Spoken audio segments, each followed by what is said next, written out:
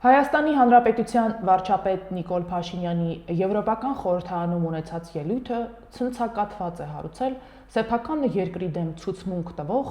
եւ դավադիր պրոցեսներ գեներացնող հայտնի շրջանակների մոտ։ Փաշինյանի ելույթի շեշտադրումներն այն աստիճան զիլ էին փաստորեն, որ դիպել են ժամկետ անց ընդհուպ քաղաքական ճուլանի փոշոտ պուճախներում պահմտած գործիչների սրտին, ստիպելով դուրս գալ ու զբաղվել իրենց միակ անելիքով։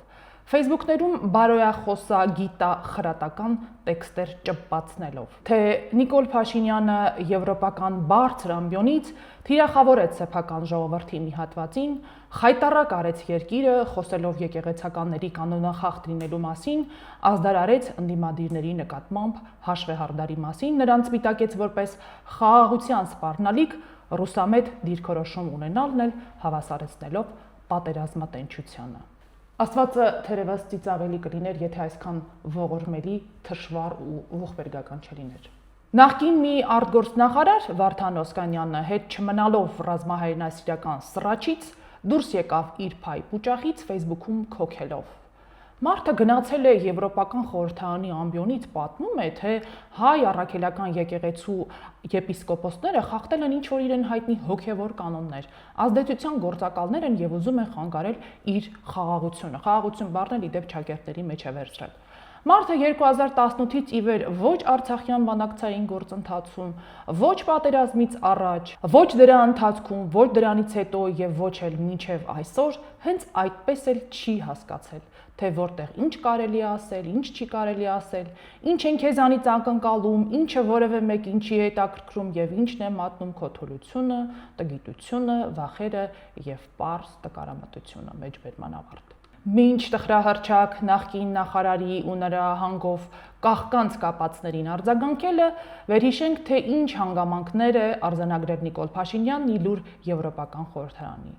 Այդ շեշտադրումները վերաբերում եւ հանգում են Հայաստանի ինքնիշխանության, անկախության եւ այդ երկուսի գոյությունը երաշխավորող խաղաղության երաշխիքներին ու դրանց ուղղված սպառնալիքներին։ Եվ ուրեմն արձանագրում համար 1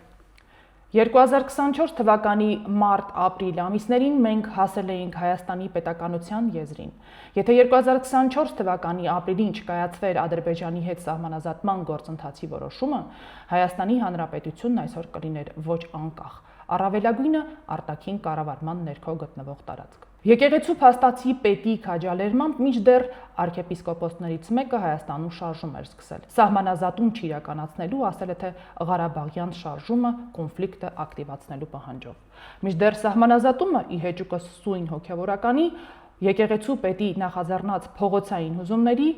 տեղի ունեցավ։ Ընդդեմ խաղաղության պրոցեսում ներգրավված հոգևորականների էմիսարները եւ նրանց փոխկապակցված լոբիստական կազմակերպությունների ներկայացուցիչները Եվրոպական խորհրդարանում եւ այլ միջազգային կառույցներում թյուր ինֆորմացիա են տարածում, թե Հայաստանի կառավարությունը սահմանափակում է խղճի ազատությունը։ Հայաստանում բռնապետություն է հաստատվում, կան քաղբանտարկյալներ։ Մինչդեռ իրականությունն այլ է, որոշ հոգևորականներ ցինիկ կերպով խախտելով հոգևոր բարևարկության կանոնները, այսպիսով իրենց խոցելի են դարձրել օտարերկրյա հատուկ ծառայությունների համար։ Ավելին, նրանցից ոմանց ԽՍՀՄ պակ գործակալ լինելու փաստն էլ ապացուցված է փաստաթղթերով։ Ահա այդ հոգևորականներն էլ Հայաստանում ստանձնել են պատերազմի կուսակցության առաջնորդությունը, իրենց շուրջ հավաքելով Հայաստանի նախկին ղեկավարներին, որոշ Ռուսաստանաբնակ եւ բելարուսամետ օլիգարխների, փորձելով Հայաստանի անկախությունը զոհաբերել երրորդ երկրների շահերին։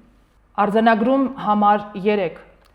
Կառավարող ուժը նոր հակամարտություն, նոր պատերազմ թույլ չի տալու։ Թույլ չի տալու նաև, որ հազարավոր զոհերի գնով ձեռք բերված գիտակցությունը, խաղաղությունն ու անկախությունը մատաղ արվեն հակաքրիստոնեական նպատակների համար։ Արդ ասվածի որ բարբերության մեջ, որ ստորակետից առաջ ու վերջակետից հետո է, որ Փաշինյանը սխալ է, հայտարարել է անթույլատրելին դուրս հանելով տան ներսի խոսակցությունը։ Օսկանյաններն ու նրա մակարդակի ոչ տկարամիտ գործիչները երևի կուզեին, որ Փաշինյանը զլեր ռազմահայրենասիրական քնարն ու Եվրոպական խորհրդարանի ամբիոնից առանձնահատուկ շնորհակալություն հայտներ մերօրյա ավարայրի սրբազան պայքարի ղևոնդ երեցին Վազգեն Գալստանյանին, ինչպես նաև նրա շարժումն օրհնած Գարեգին Բ-ին Հայաստանի անվտանգությունն ու խաղաղությունն ամրապնդող պետականակենտրոն շարժում սկսելու համար։ Այ նման շնորհակալական խոսքը իսկը Եվրոպական խորհրդարանի էպատաժ դրայվ սիրող падգամավորների սրտում կլիներ։ Եվ կամ գերագույն գլխավոր հրամանատարի իր իրավունքից օգտվելով սուր ու տեկ ճոճեր հարևանների ուղությամբ, երգեր Արցախ վերադարձի ու Արցախի վերադարձի մասին երգը, Նաիրա Զոհրաբյանի ոճով հեգներ Ալիևին, թե արա Հեյդարի տղա, այս ջուրը կշփեն վրեդ, խաղաղությունը չեն մուրում, խաղաղությունը պարտադրում են։ Եվ որպես եզրափակիչ ակորդ Գեղգեղար Ստամբուլ Նարյան ծով սարքելու մասին եվրոպացիների ծափահարությունների ներքո թնդացնելով դահլիճը, թե հասնինք Սասուն, մտնինք Վան, Մուշ, Ալաշկերտ, Արդահան։ Փաշինյանին եվրոպական ամբիոնից փիս բաներ ասելու մեջ մեղադրող Վարդան Օսկանյանները նկատենք այս ողջ ընթացքում ամբիոնի պակաս չեն ունեցել, այդ թվում միջազգային, ու դրանց հենց մոտեցել են, ցուցմունք են տվել սեփական երկրի դեմ, ազդարարելով բանակցային գործընթացը տապալելու, Ալիևին գրգռելու ու 44-օրյա պատերազմը սանձազերծելու մեջ։ Հենց այս նույն կուտոկն էր իդեպ, որ դեմ էր սահմանազատման գործընթացին եւ մինչ կառավարությունը զսպում էր պատերազմի ռիսկերը, պատերազմի հրաձիգները պահանջում էին Նիկոլ Փաշինյանի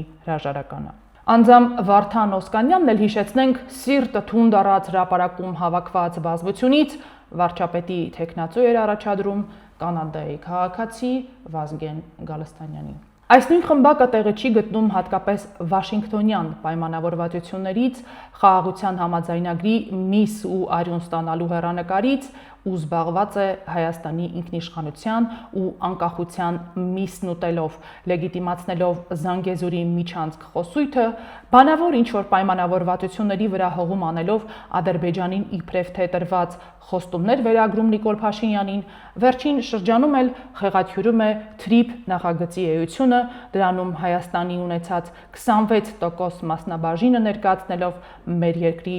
ողորմելիության ինդեքս։ Բնորոշումն ի դեպ Վարդան Օսկանյանինն է։ Հայաստանի արտգործնախարար Արարատ Միրզոյանն ի դեպ ժամանակ առաջ նախկին արտգործնախարարին ու նրա պես պարզունակ տկարամիտներին առավել քան պերճախոս է բնորոշել։ Հայաստանի գլխին բազում քյալակ բերածներին ցույց տալով նրանց արժան տեղը։ Հիմա այս սաղ պատմության մեջ ողորմելին ով, այ ողորմելիներ դե արի մի ասա, էլի։ Ինչքան քյալակ ունեիք այս ազգի գլխին բերեցիք, հələ գնացել են, հələ բզբզում, որ լրիվ վատելին, լրիվ կործանենք։ Ինչ եք ուզում։ Ավելացնելու ոչինչ չունենք։ Հավանիչ տեսանյութը եւ բաժանորդագրվիչ նորությունները բաց չթողնելու համար։